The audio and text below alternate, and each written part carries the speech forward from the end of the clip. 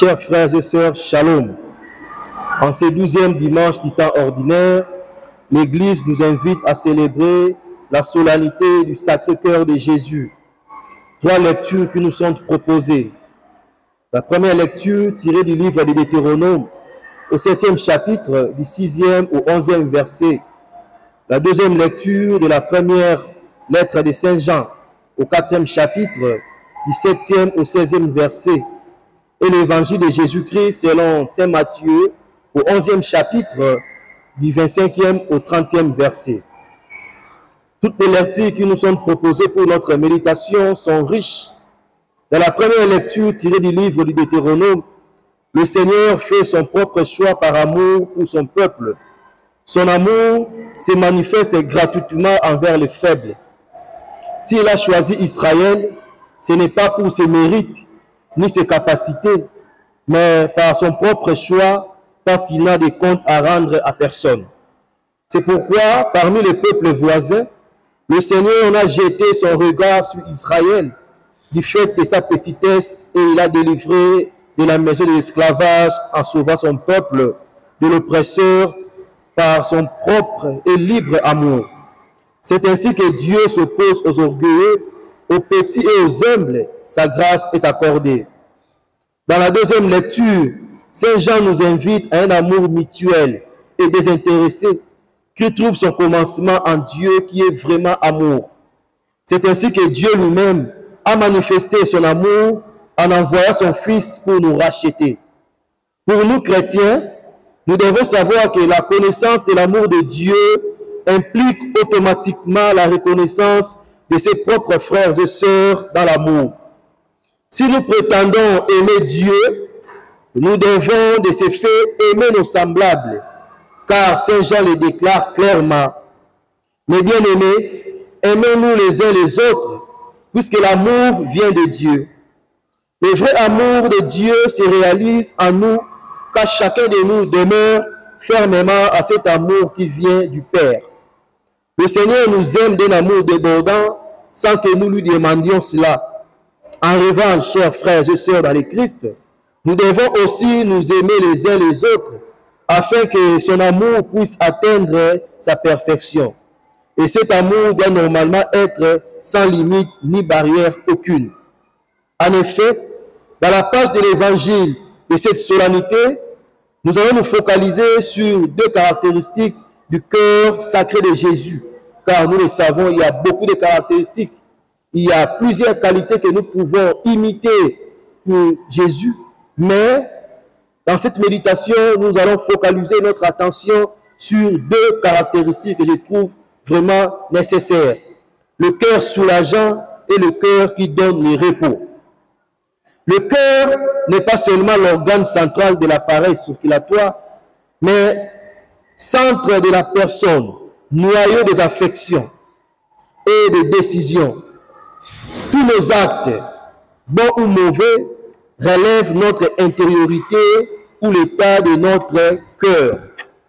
Le cœur est bibliquement le siège de la foi et sanctuaire où Dieu rencontre l'homme. Ainsi, fêter le cœur de Jésus, c'est fêter le cœur de Dieu qui est amour. Le premier point, j'aimerais que nous partagions le cœur de Jésus qui soulage, comme j'avais dit tantôt. Venez à moi, vous tous qui peinez. De ce fait, les fardeaux comme les jougs représentent l'ensemble des exigences, des préceptes et des détails rigoureux de la tradition pharisienne.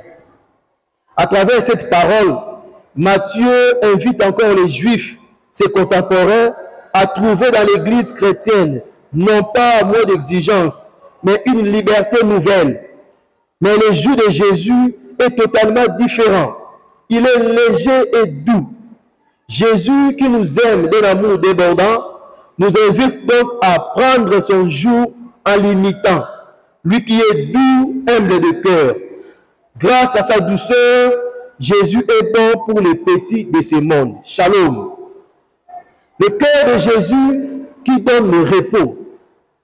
Jésus est là. Il est là pour nous donner le vrai repos. Si nous voulons avoir ce repos, nous sommes appelés à aller vers Jésus, à aller rencontrer Jésus pour avoir ces meilleurs repos dont nous avons besoin. Jésus pense aux petits, aux pauvres, à ceux qui souffrent de la faim ou de la maladie, à tous ceux qui sont écrasés sous un poids lourd à porter. Jésus nous invite donc à venir vers lui.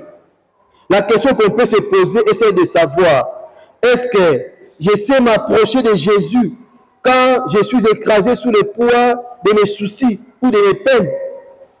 Chers frères et sœurs dans le Seigneur, le Christ est présenté aujourd'hui pour nous comme celui qui nous aide à déposer nos fardeaux et à trouver du repos paisible à lui. C'est l'image de la pauvre femme ou d'un enfant qui revient de la brousse avec une lourde charge sur sa tête, qui s'arrête un instant, le dépose et souffle avant de le reprendre pour continuer sa route. Jésus nous invite à nous reposer près de lui pour nous aider, nous donner force et joie. Aussi, pour bien de nous débarrasser de notre fardeau, le sacrement de réconciliation est pour nous le moment de nous décharger du fardeau de nos péchés. Et pour finir, demandons au Seigneur de nous aider afin d'imiter son cœur sacré qui est plein d'amour, doux et humble de cœur. Imiter le sacré cœur de Jésus en devenant la demeure de Dieu. Jean 14, 23. En faisant resplendir l'amour trinitaire sur la terre, en éliminant les inégalités entre les humains, en construisant les ponts et non les murs. Aujourd'hui, nous célébrons cette fête, cette solennité du Sacré-Cœur de Jésus. Jésus, lumière de nos cœurs. Depuis ta résurrection, toujours tu viens à nous. Où que nous en soyons, toujours tu nous attends. Et tu nous dis, venez à moi, vous qui peinez sous les fardeaux, vous trouverez l'apaisement.